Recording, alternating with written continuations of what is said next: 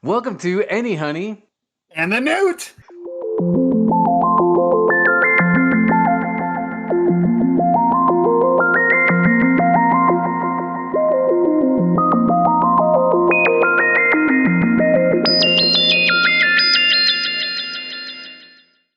Welcome to another episode of Anyhoney and the Newt. We're glad to have you and continue our series on experience and subjectivity.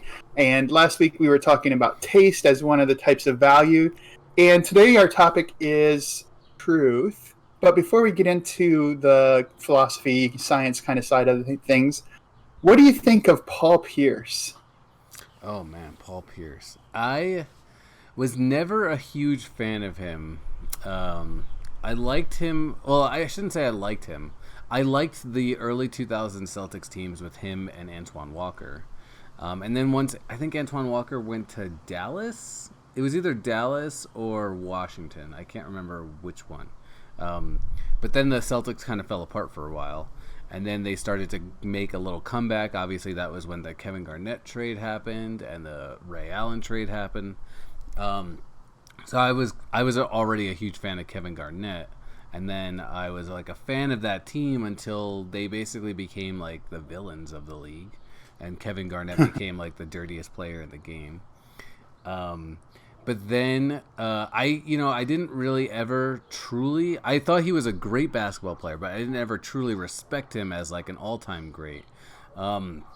Except for when he went to the Wizards to play with John Wall and Bradley Beal in like the last season of his career. He had that weird stint in New Jersey that really messed them up for a long time. But he had this like game winner in the playoffs. I don't know if you remember this with the Wizards. And it was like this perfect microcosm of like Paul Pierce's old man game, which he had for his entire career. And he just got this like step back three game winner, and he did his classic Paul Pierce like celebration at the end of the game.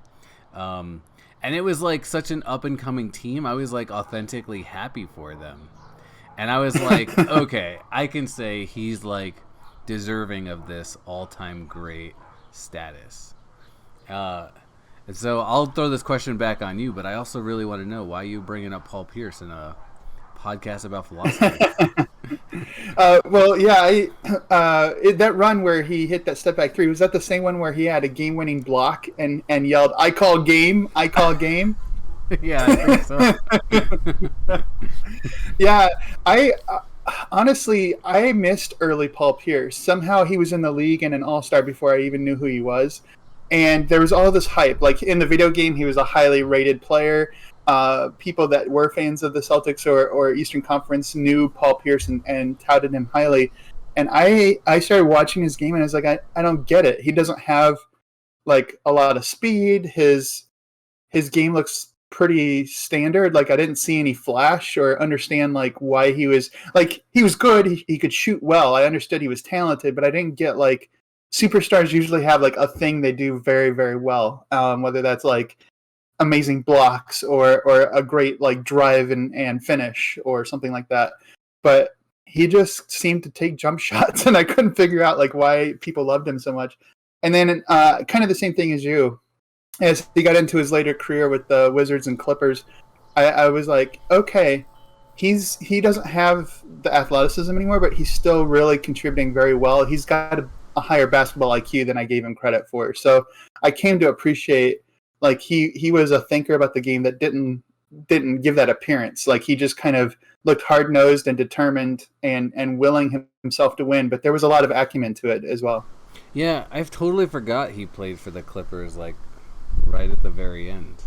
And what you said makes a ton of sense. One thing that always stuck out to me that actually is now also just occurring to me is he was kind of like a Carmelo before Melo existed.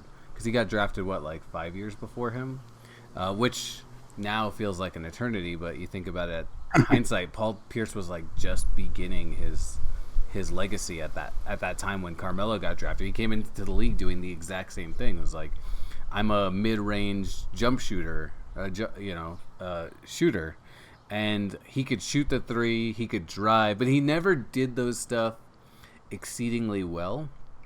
And a good comparison. I remember Brandon Roy when he got drafted. He was being Mm. compared to as like Super Mario in Mario Kart, which is the most outlandish player comparison. But it made sense.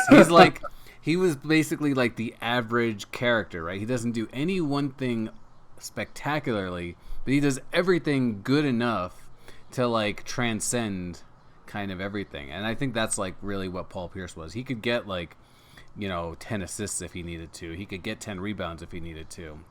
He could get 5 steals if he needed to.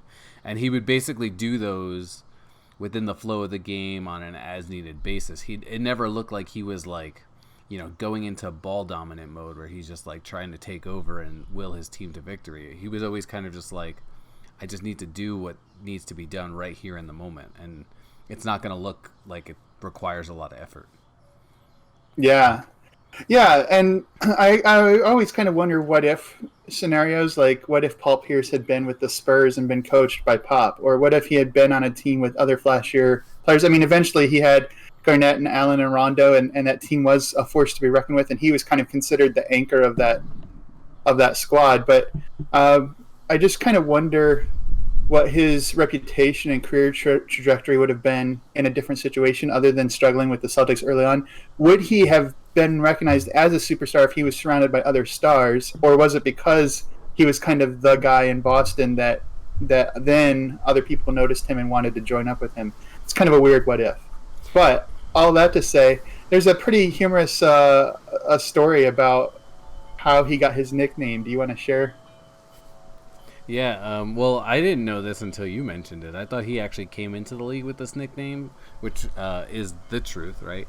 And then you mentioned that Shaq gave him this nickname, so I found this article where Shaq tells the story, and it's not this like great revelation, but Shaq is quoted as saying, "I noticed he wasn't just like everybody else; he was just hard to guard, and I was just like, man, this dude is the truth."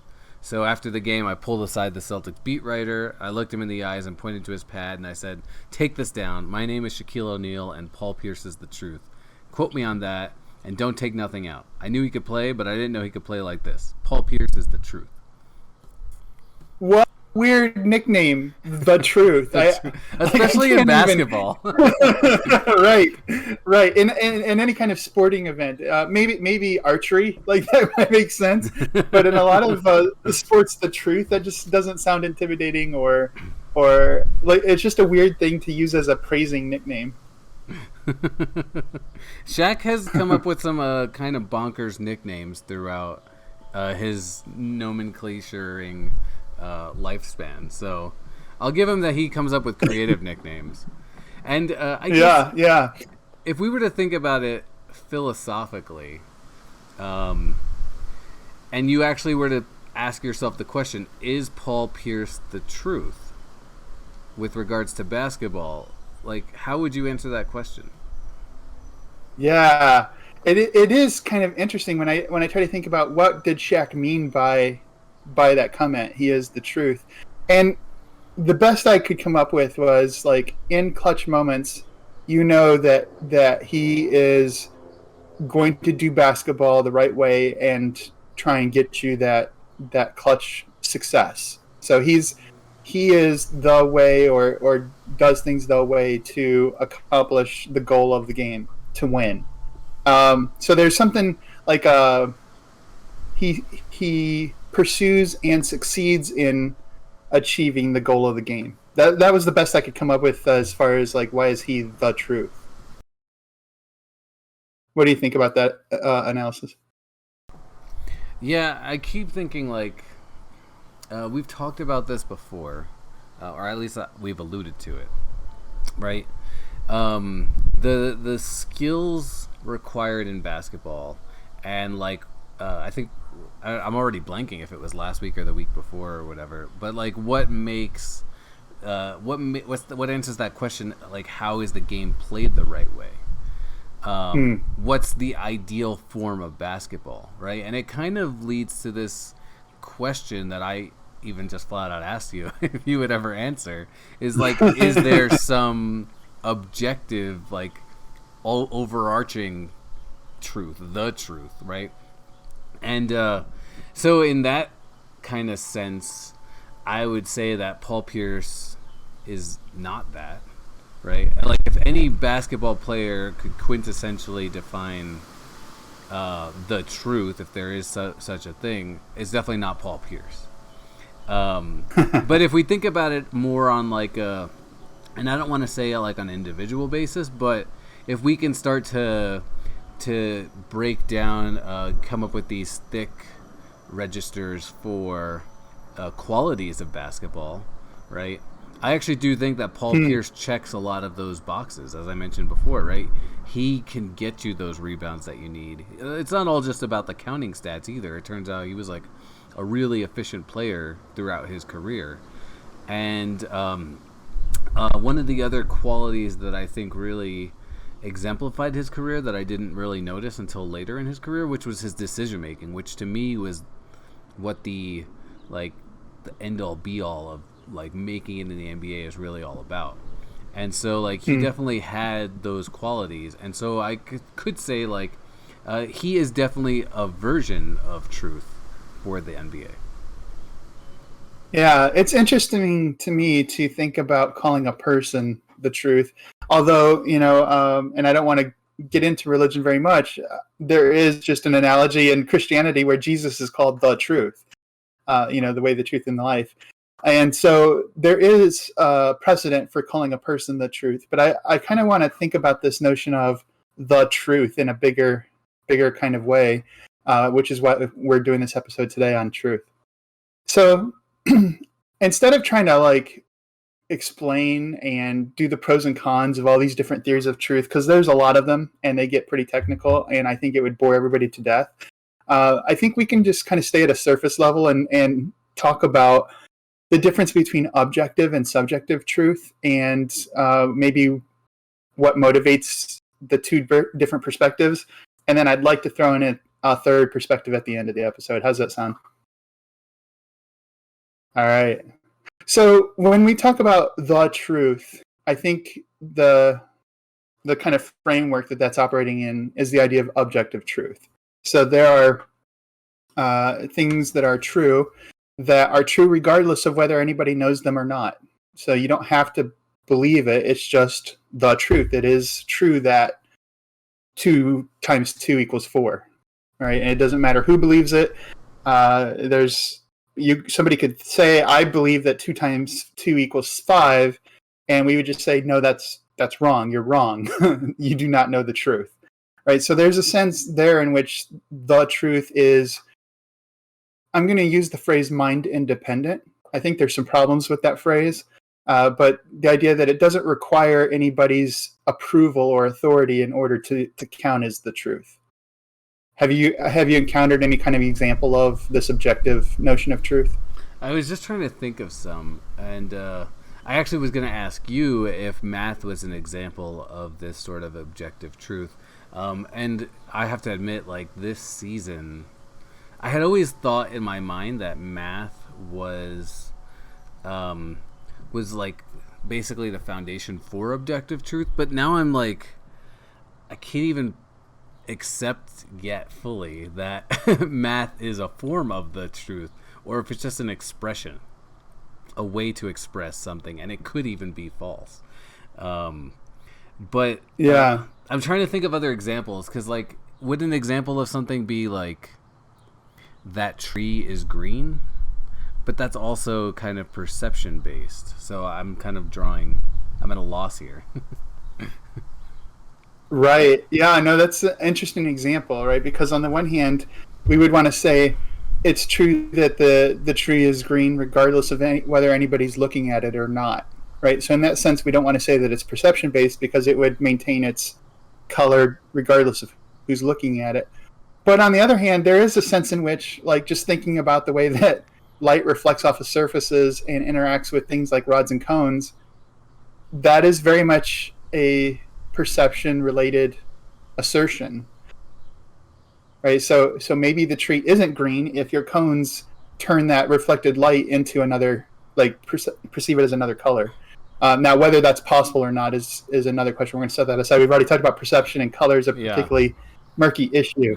I guess maybe a better way to phrase it is like, if I had some sort of sensor that detects the wavelengths Mm, of light, right?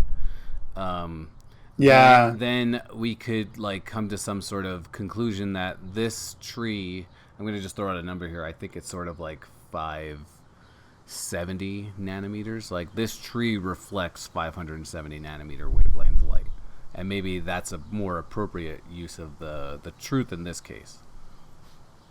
Good, good. And I'm really glad you went that direction, because I think sometimes when we get uncomfortable calling something objective truth, the people that support objective truth will come back and say, you know what you really need is a more explicit proposition. You need to make the assertion more clear and less relative. So instead of relating this tree, right, which is relative to the speaker, we would say the tree at this such and such coordinates at such and such a time, you know, has this property or does this thing, and now we've removed any relational aspect to the assertion, and then we could determine whether the assertion is true or false. Right. So that determination is independent of the person making the statement.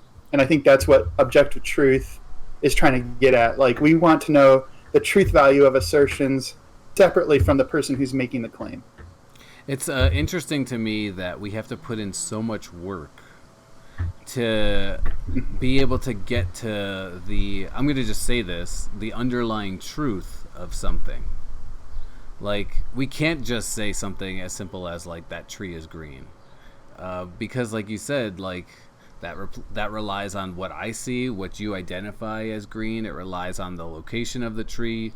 You know, there's a lot to unpack there. But one thing that's interesting in this scenario is that language kind of allows us to bridge that gap. It's like it allows us to like jump through layers of meta philosophy here, so that we can kind of just come to this mutual understanding. Like, yeah, that tree is green. That's the truth. Speaking of, Yeah, yeah, no. and I did not pick No, the that's tree good. because Paul Pierce wore Celtics green for most of his career. I just want to throw that out. Yeah, we'll just start calling that tree the Paul Pierce tree.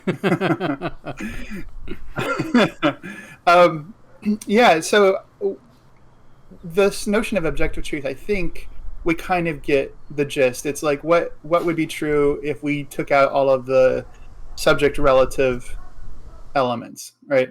But there is this kind of currency of language now where we talk about speak your truth. What is your truth? And what is true for you is not true for me, right? And there's this, at least teaching philosophy, I would encounter this a lot in intro classes, where students would kind of push back against the idea of a true answer or the true answer. They would want to allow for multiple answers to be counted as true, even if they were contrary or contradictory. So do you have any kind of experience with this subjective notion of truth? I mean, right before the podcast started, I said to you, I don't know if what I'll say is the truth, but I'll definitely speak my truth, which I feel like when we talk about more subjective truth, we encounter this all the time in normal conversations more frequently, and not just in the example that I just provided, but you know, people having a disagreement over the same set of circumstances, and in some cases one person just happens to recall the set of circumstances completely wrong, and that's okay. But a lot of times you're relaying those circumstances from your perspective, and so they might be true for you, but the way that it came about from a different perspective just so happens to be slightly different, right? And could be recalled in a truthful way from that perspective. And I think that's a little different from the knee-jerk, freshman college, my truth kind of thing, because they're just trying to get away with being able to say whatever they want. I think there's an interesting bridge there. So there's a meme that went around when we were talking about polarization in news media and in social media, that where there was a number on the ground, and I don't want to give away, but it was, it looked like that, right? And one person's standing on one end of it and says, "This is a 6." And one person's standing on the other side of it and says, "This is a 9." And they're yelling at each other, 6, 9, 6, 9. Well, from the person who's standing at the circle side of the digit, it does appear as a 6, right? If they were reading left to right, top to bottom, that's the number that it would look like. And the person standing on the other end would see a 9. So in that sense, we would say from this perspective, this sign looks like a 6, represents 6. And that statement could be true. So the person would say, I see 6. It's true for them that it's a 6. And it's true for the other person that it's a 9.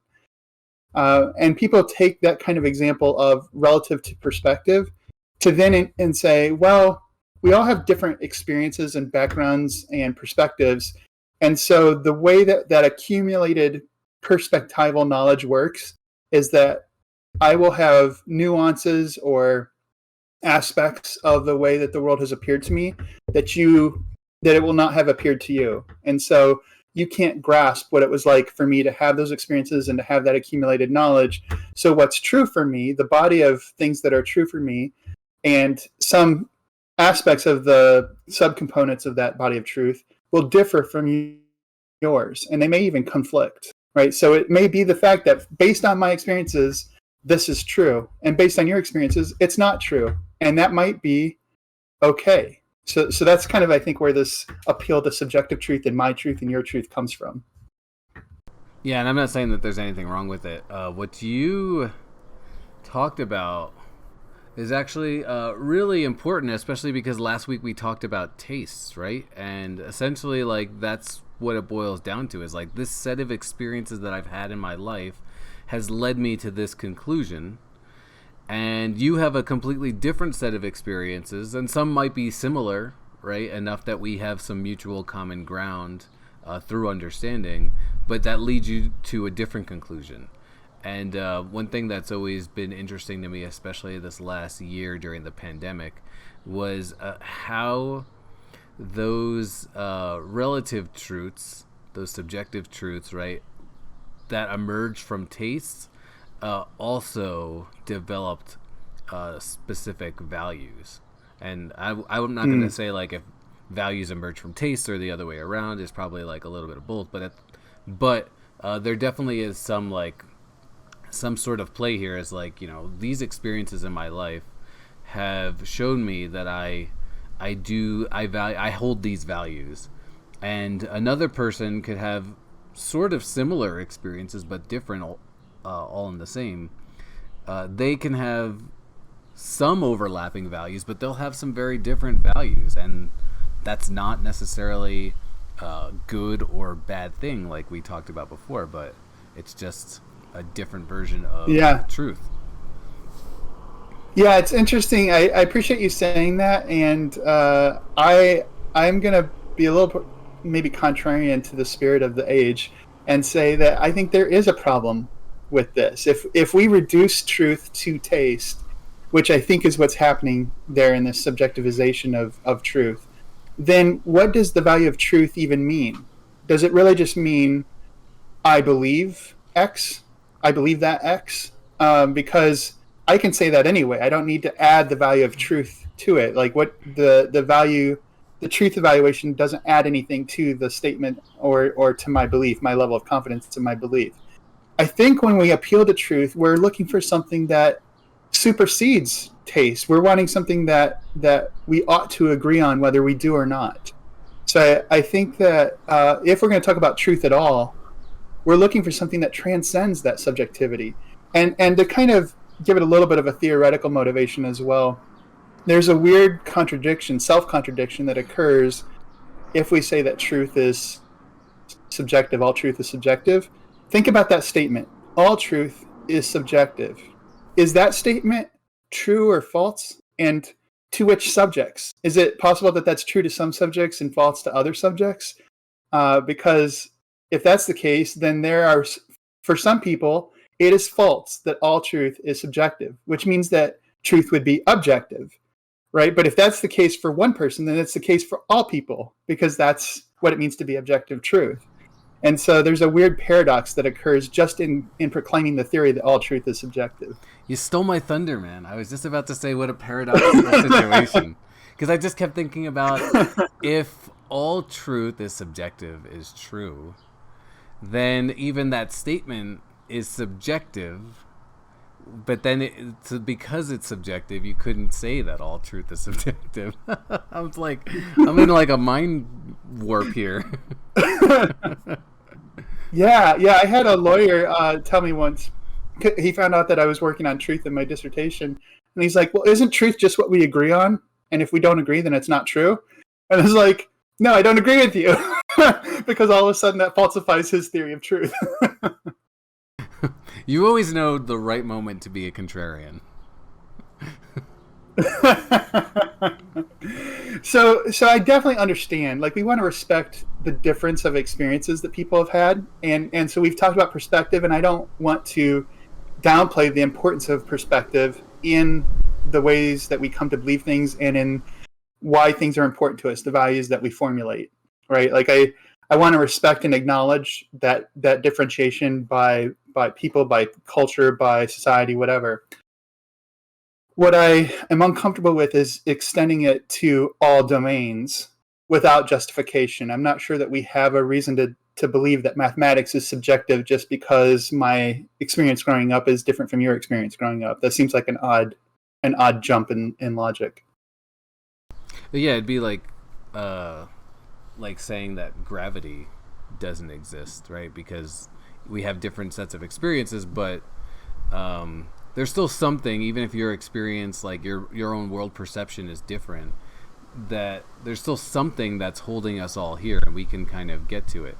And I guess, like, something that just occurred to me as you were talking about the dangers of just assuming that all truth is subjective is, like, even when you start to apply these thick registers to the language that you're using, I still feel like it forces a bit of objectivity. Like, even if you're on this quest to prove that, jelly donuts are the best donut, which is like probably a very subjective thing, right? The phrases that no, that's an objective fact. But then I would just go back with you and say, like, well, what kind of jelly? Are you just looking at raspberry? What about strawberry? Grape jelly? You didn't specify. Oh, get grape out of here. Right out of here. And you and I could agree that it's objective fact. But, Salia, she prefers a non-filled donut. And I'm always like, oh, what's wrong with you? But my point being that, even like if you took something as subjective as that and you started breaking them down into the categories that we would use to qualify that statement, you're then approaching objectivity, which makes it more objective than subjective, at least. Yeah. I think once people start evaluating the problems with subjectivity, truth being subjective, and I mean this in philosophical circles, I think that people then assume, well, because of this paradox or self-contradiction, even if it feels wrong in some cases, truth must be objective, so now we have to find a solution for how that can be the case.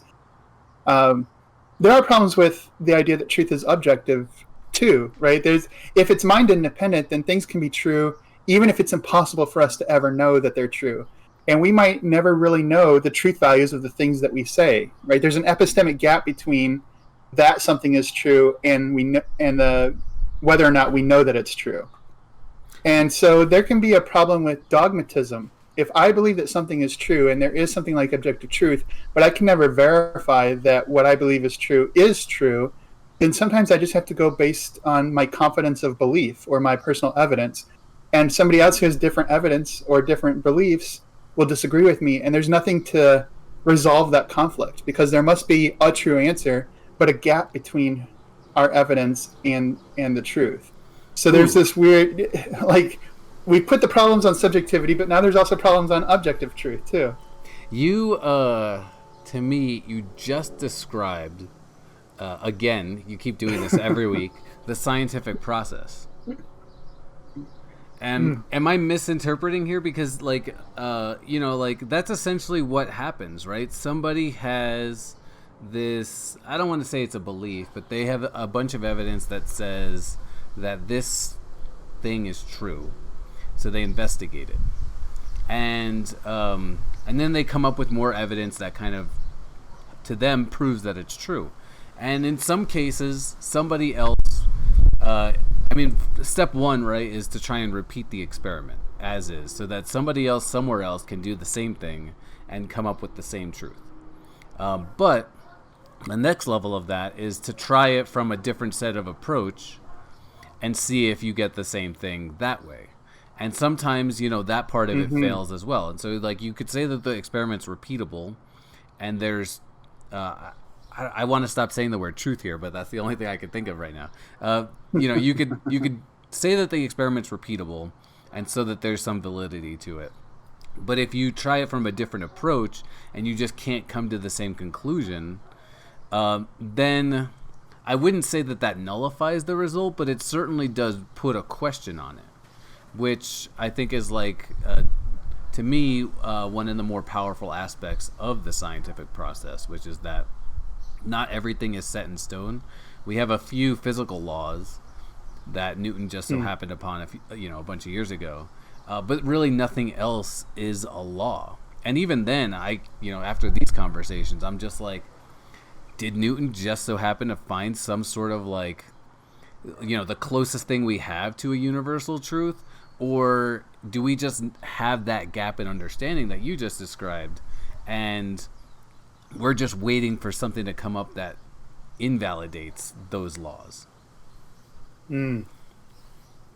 Yeah. I'm not going to touch Newton's laws right now. I feel like that's a big question. But this idea of scientific inquiry, I think, fits really well with what motivated me. And I'm not going to spell out what I was working on in my dissertation.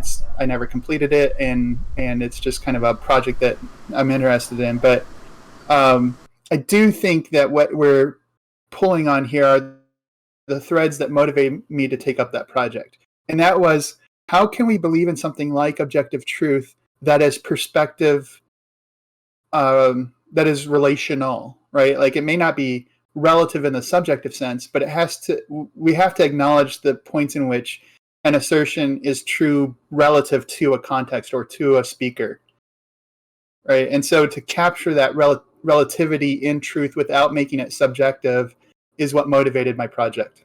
And I think scientific inquiry is kind of approaching the same thing. We want to make claims that are true, universally true. I think we want to say that they're true within the parameters of the inquiry. Whatever is motivating that project, and within the limits of the language of that project, we want the claims that are true. We want to find the answers that satisfy those criteria. And so I'll go back to the structure that we set up in the value episode.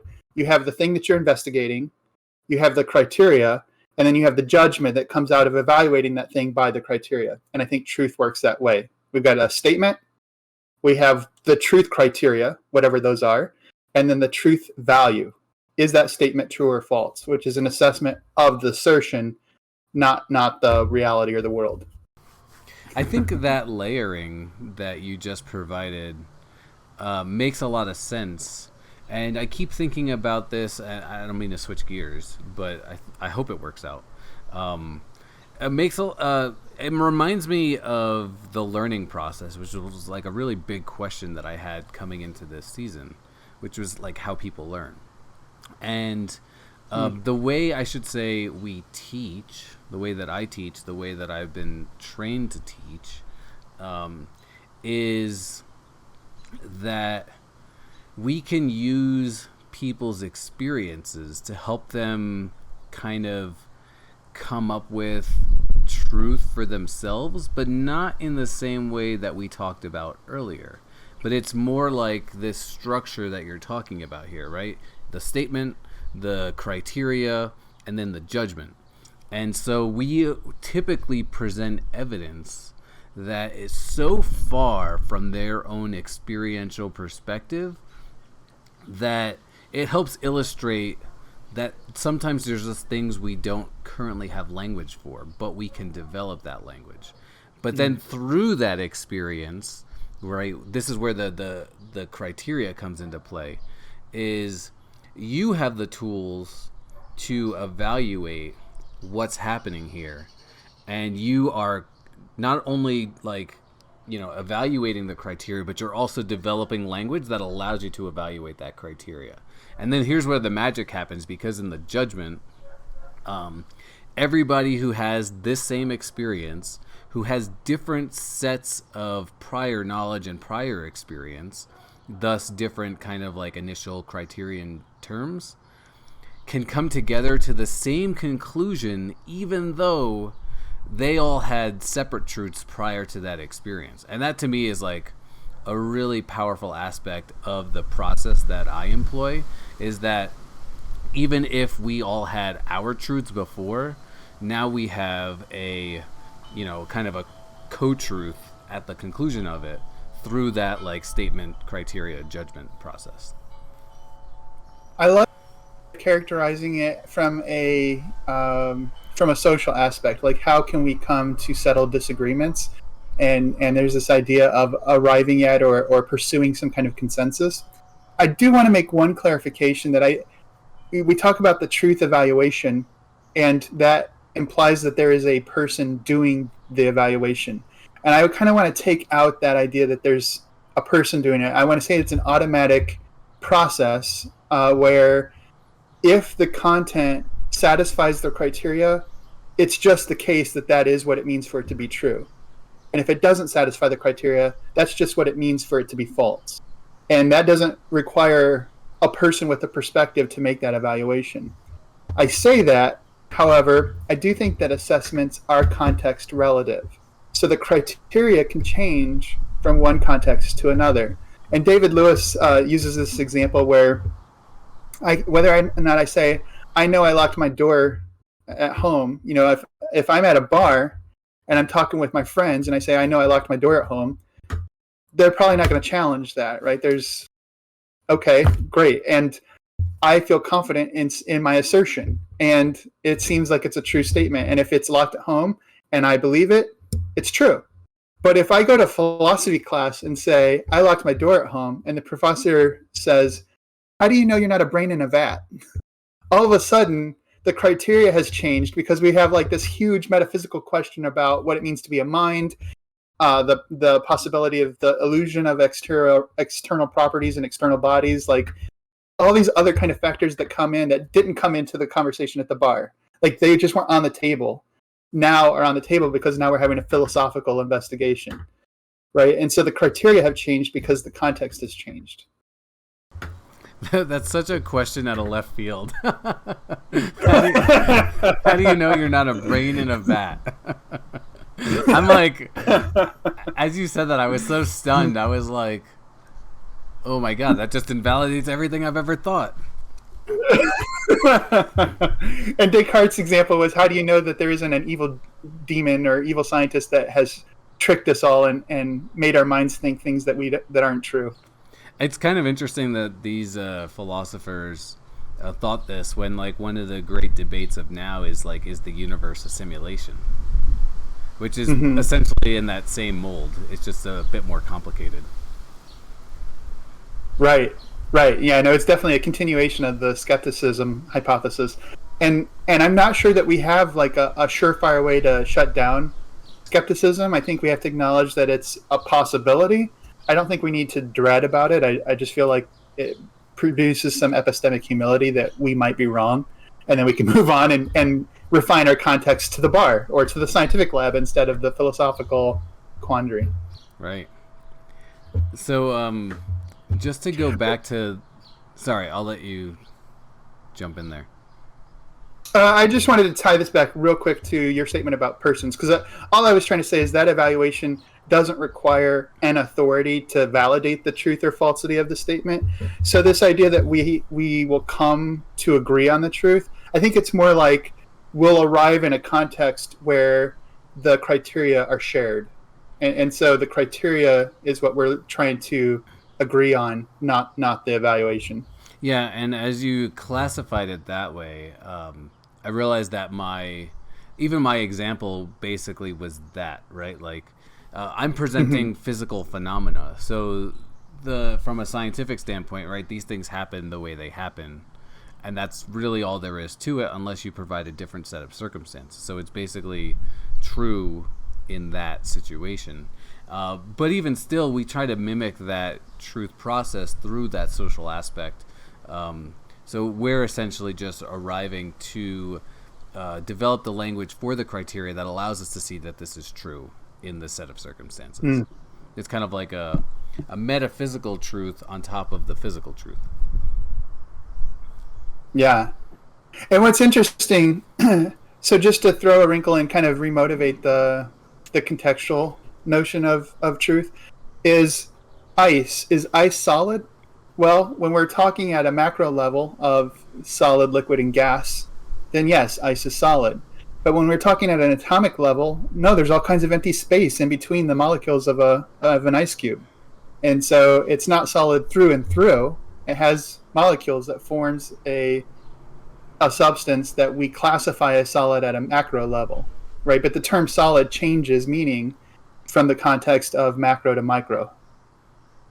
It always boggled my mind that an ice, anything, even like wood, a thing that we identify as solid all the time, right, is like, at the microscopic level, basically just empty space.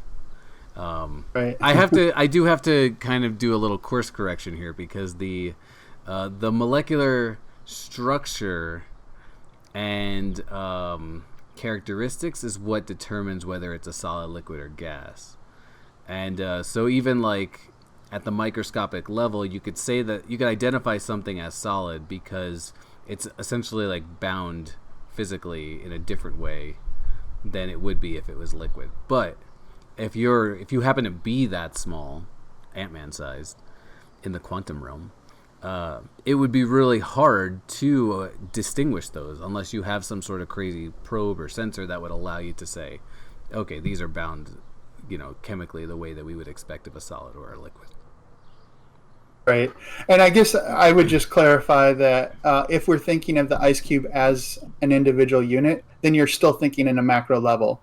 Right? At the atomic level, the boundaries between things are the atoms themselves. Right. Right. So what differentiates the ice cube from its environment? Well, at a subatomic or atomic level, like that question doesn't make a lot of sense because there aren't ice cubes. Right. Yeah. Again, perspective strikes again. Yeah. And so I think, without trying to make all the arguments necessary to make these claims, I think we can have a theory of truth that acknowledges the desire for and the need for objectivity, but also the impulse towards acknowledging perspective-based and relative components of those truth evaluations. And so if we take that structure of what are we evaluating, what are the criteria, and in that context, then I can come up with, or there will be generated a truth value for that statement in that context that is the judgment for all people in that context. But in a different context, the criteria could change, and so the evaluation could change. So, just real quick, I don't think I can do this anymore. But just based on this conversation that we've had, does your answer about is Paul Pierce the truth, does that change? Yeah. Yeah, I think it's interesting.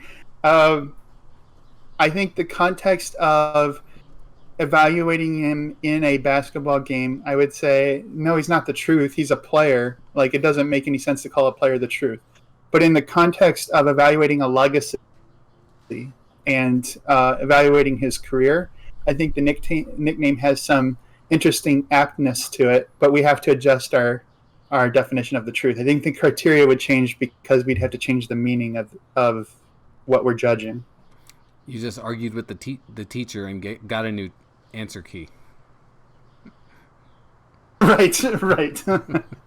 I think it's an interesting metaphor, and that's about as far as I'll go with it. I don't think it really makes sense to call someone the truth. So last week we talked about taste, and we kind of pushed this idea of preference, and which is very subjective, right? My preferences and your preferences are based on our bodies, our values, our experiences. I don't think we can get away from the fact that that's a subjective evaluation. And today we've talked about truth and kind of, I hope, motivated a contextually objective notion of truth. It's objective within contexts of assessment, maybe those contexts are variable, so we can acknowledge relativity without making it subjective. So we have objective truth of a sort, you have subjective taste. Where does ethics come in? And I think we'll talk about this next time.